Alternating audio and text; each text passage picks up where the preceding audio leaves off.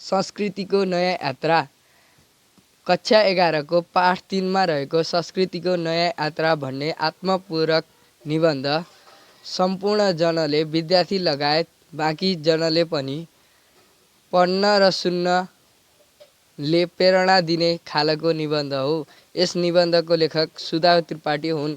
अब म यस निबन्धलाई वाचन गर्न गइरहेको छु। निबन्ध सुरु गरौँ। बाल्यकालको दशैंको स्मृति मेरो हृदयमा अझसम्म ताजै छ। पूर्वी नेपालीको पहाडमा जन्मेकी म मेरो गाउँ झन्डै दशैंको एकल संस्कृतिमा जम्थ्यो र यसैमा रमाउँथ्यो। एक वर्षको दशैं सकिएको 4-5 महिनापछि म अर्को पटकको दशैं कहिले आउला भन्ने जिज्ञासामा हुन्थे। बुबा आमाको झ्याउकिरी कराएको 3 महिनापछि भन्ने उत्तर पाएपछि म झ्याउकिरी कहिले कराउला र दशैं आउला भन्ने सोचमा मग्न हुन्थे। नभन्दै कुनै साथ झ्याउकिरी पनि कराउँथ्यो। वर्षाले सिङ्गो पहाडलाई छेक्थ्यो। कल कल गर्दै बग्ने झरना र निलो कोशी नदी उर्लन थाल्थ्यो। बिस्तारै यो सेलाउँदै र लेखनाथ पौडेलले भने झैँ झरी बाढी र हिलो पनि हट्दै गएर शरदमा शोभा रमाएको धरतीमा दशैं आउँथ्यो। पुर्खाले बनाएको यो प्राकृतिक र सांस्कृतिक समन्वय मलाई अति प्रिय लाग्थ्यो। बाल्यकालको यो मेरो दशैं लुगा, मिठो पिङ, खाना पिङ, केराउ, कुराउनी, सेलरोटी, मासु चिउरा र अन्य परिकार र दक्षिणा समेत बोकेर आउँथ्यो। वास्तवमा एउटी बालिकाका रूपमा यो मेरो बाल्य यात्राको सुखद प्राप्ति थियो। दशैं र दशैंपछि आउने तिहार मेरो खुसी थिए। यी खुसी मेरो जीवनकाल र शैलीसँग जोडिएका थिए।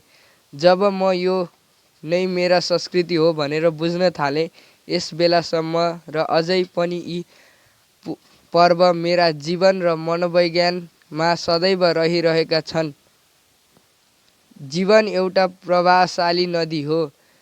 यो समुद्रिक नाविकहरूको यात्रा जस्तै हो, जसलाई हामी निरन्तर दौडाइरहेका हुँदा रहेछौँ। यो मनुष्यको यस्तो गतिशील यात्रा रहेछ जसलाई हामी भोग्ने, बुझ्ने, सम्झने र विचार गर्ने गर्दा रहेछौँ। यही यात्राकै सिलसिलामा म दुर्गम भनिएको पहाड छाडेर काठमाडौँ पुगेँ। म प्रकृतिको काखमा रमाउने मान्छे केही समय त सहरमा घुलमिल हुन पनि कठिन भयो। बिस्तारै सहरका गल्ली कोहल्ला र भिडभाडसँग परिचित हुन थालेँ। काठमाडौँको एउटा कन्या विद्यालयमा भर्ना भएर पढ्न थालेपछि मलाई थाहा भयो नेपाल त व्यापक रहेछ। यही व्यापकतामा मैले यहाँ मेरा तामाङ, गुरुङ, मगर, लिम्बू, राई, झा, यादव, नेवार आदि साथीहरू पाएँ। यहाँका हामी केही शरदको दशैं मनाउँथ्यौँ, तर कोही भने अर्को समय र अर्को दिनलाई दशैं मनाउँथे। कोही बुद्ध पूर्णिमाको कुरा गर्थे, कोही उधौली उभौली कथा सुनाउँथे, कोही क्रिसमसको गीत गाउँथे, कोही लोसारलाई आफ्नो मूल चाडका रूपमा मनाउने गर्थे, कोही माघीको परिकार बताउँथे र कोही देउडाको भाका गाउँथे। यसपछि म सिङ्गो नेपाल चिन्न सक्ने भएँ र म महाकाली र मेचीको सिङ्गो परिवेशमा नव संस्कृति अनुभव गर्न थालेँ। विभिन्न धर्म, विभिन्न संस्कृति, विभिन्न पहिरन, विभिन्न पहिचान मलाई बल्ल थाहा भयो। नेपाली जीवन त यी विविधता र भिन्नताको सुन्दर सङ्गालो पो रहेछ। नेपाल त मेचीदेखि महाकाली र उत्तर हिमालदेखि दक्षिण तराई मधेससम्मको उदात्त चेतना र भावना फैलिएको रहेछ। यही विद्यालयिक जीवन हो जहाँ मैले काठमाडौँको नेवार संस्कृति, मुस्ताङको थकाली संस्कृति, पूर्वको किराँत संस्कृति बुझेँ, उत्तरको शेर्पा संस्कृति, तराई मधेसको मधेसी संस्कृति, पश्चिमको मगर र थारू संस्कृति बुझेँ। दार्चुला, कर्णाली हुँदै काठमाडौँ उपत्यकाको कञ्चनजङ्घाको काखसम्मको संस्कृति र कलासँग परिचित हुने अवसर प्राप्त गरेँ। नेपालको लामो इतिहास र सभ्यताले निर्माण गरेका यी साझा संस्कृति, मेरै संस्कृति थिए, मेरै देशका सम्पत्ति थिए र मेरा ती सबै मित्रहरू एकै फुलबारीका साझा फुलहरू थिए। म पनि यही फुलबारीको एउटी बिरुवा थिएँ र साझा बनेर फुल्ने र फक्रने तर्खरमा थिएँ। मनुष्य जीवनको सार्थकता भन्नु नै चेतना हो। गरिब वा धनी हुनु के हो र किन मानिस गरिब वा धनी हुन्छ, यो कुरा मैले विद्यालयमा पढ्न पाइनँ, किनभने यो समय यस्ता विषयमा पढाउने परिपाटी नै थिएन र यस किसिमको चेतना विस्तारको वातावरण पनि थिएन। यस बेला क्याम्पसमा पनि यस्ता कुरा पढ्न पाइन। लाइक, सेयर र सब्सक्राइब गरी बेल आइकन दबाउन नभुल्नुहोला। लागि म निजी अध्ययनतर्फ तानिएँ। मैले यहाँ पढेँ, वास्तवमा मानिस जन्मदा जुन शरीर लिएर जान्छ त्यो प्राकृतिक रहेछ र यो त जीव वैज्ञानिक विषय रहेछ। जन्मेपछि मानिस विभिन्न कारणले धनी वा गरिब हुँदो रहेछ। यही आधारमा हामी एक थरीलाई सभ्य र बौद्धिकता भन्दो रहेछौँ। हामी मानिस निकै अर्को थरी मानिसलाई असभ्य र मूर्ख भन्दा रहेछौँ। यस्तै भन्नु गलत संस्कृति हो भन्ने कुरा मैले बुझेँ र समाजमा धनी र गरिबको भेद गर्ने संस्कृति खराब हो भन्ने बोध गरेँ। श्रमिक वर्गको आफ्नो संस्कृति हुँदो रहेछ।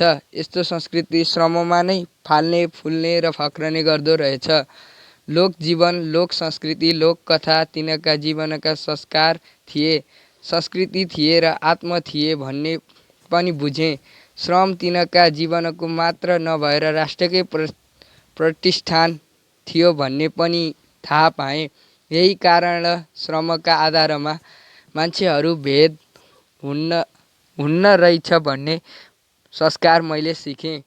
मैले श्रम गर्ने कुरा त महत्त्वपूर्ण संस्कृति रहेछ भन्ने बुझेर आज विश्वमा श्रम, सिप र जाँगरले नै मानिसले प्रगति गरेको रहेछ भन्ने पनि थाहा पाएँ। म महिला र मेरो एउटा छुट्टै वर्ग, मसँग एकाकार हुने वर्ग महिला। अब मैले महिला बारेको कुरा पनि बिस्तारै बोध गर्न थालेँ। महिला भएकै कारण म किन उत्पीडित भएँ, यो मेरो मनमा सधैँ उब्जने प्रश्न थियो। मेरा लागि किन छाउ पडी? मेरो प्राकृतिक जीवनमा आउने मेरो परिवर्तन, मैले भोग्ने रजस्वलाको समय मेरो लागि विशेष सुरक्षा र म महिला र म कमजोर जस्ता कुरा किन मान्छेमा यो भेद? किन समाजमा हामी पुरुष र महिलाको सामाजिक भूमिका भिन्न? किन मैले रात दिन काम गर्दा पनि मेरो श्रमको मूल्य भएन? खोइ मेरो पहिचान? म किन बोल्न सक्दिनँ? म यही प्रश्नमा घोरिन थालेँ। मलाई लाग्यो प्रश्न गर्नु आलोचनात्मक हुनु हो र प्रश्नले मानिसलाई विवेकी बनाउँछ, तार्किक बनाउँछ र बौद्धिक बनाउँछ। प्रश्न नगरे भए ग्यालिलियो ग्यालिली हुन्नथ्यो होला। मैत्रेयी विद्रोह त चाहिन्छ नै। समतामूलक समाज बनाऊ न। मैले मङ्गला देवी सिंह, सहाना प्रधान सम्झेँ। मैले राजराजेश्वरी, योगमाया र विद्रोही धेरै महिलाहरू सम्झेँ। यो समताका यात्रामा मैले धेरै पुरुषहरूलाई सम्झेँ जो महिलासँग मिलेर न्यायपूर्ण साझा संस्कृतिको निर्माण गर्न चाहन्थे। यस महान स्वतन्त्रताको यात्रालाई पूर्णता दिन चाहन्थे। मैले यस यात्रामा सामेल भएर आवाज दिएँ। देशमा लोकतन्त्र आयो, देशमा गणतन्त्र आयो, संविधानले सांस्कृतिक पहिचान स्थापित गर्यो, समानताका विषय ल्यायो। तैपनि हामीले न्याय खोज्न र संविधानको कार्यान्वयन खोज्नु छ र सुन्दर संस्कृति छ। हामीले प्राप्त गर्ने न्याय पनि यही हो। नयाँ नेपालको सांस्कृतिक दिशा र गति पनि त यही हो। म बारम्बार सम्झन्छु, घोरिन्छु र चिन्तित पनि हुन्छु। भावुकता मेरो दिमागमा सधैँ किन यसरी खेल्छ र खेलिरहन्छ? समाजमा किन यस्तो संस्कृति बन्यो र बनाइयो? मान्छेको भेद किन जन्म्यो? रङको भेद, वर्णको भेद, जातिको भेद, लिङ्गको भेद, यी भेदबाट मुक्त समाज कसरी बन्ने र बनाउने? सभ्य र विकासशील भएका कतिपय देश पनि आजसम्म एक जातले अर्को जातको रङ्गभेद गर्दछन्। यस्तै आधारमा एक जातले अर्को जातमाथि दमन गरेको समाचार सुनिन्छ। हामी पनि कहाँ मुक्त छौँ र? किन यस्तो भएको होला? समाजमा श्रम विभाजनले मान्छेलाई विभिन्न काम गर्ने बनायो। हामीले यही आधारमा जात बनायौँ। यसैका आधारमा विभेदको परम्परा सुरु भयो। कहिले दलित भए, कोही ब्राह्मण भए, कोही जनजाति। हाम्रा आफ्ना संस्कार संस्कृति छन्, हाम्रा आफ्ना परम्परा छन्, हाम्रा आफ्ना खानपान छन्, हाम्रा आफ्ना वेशभूषा छन्।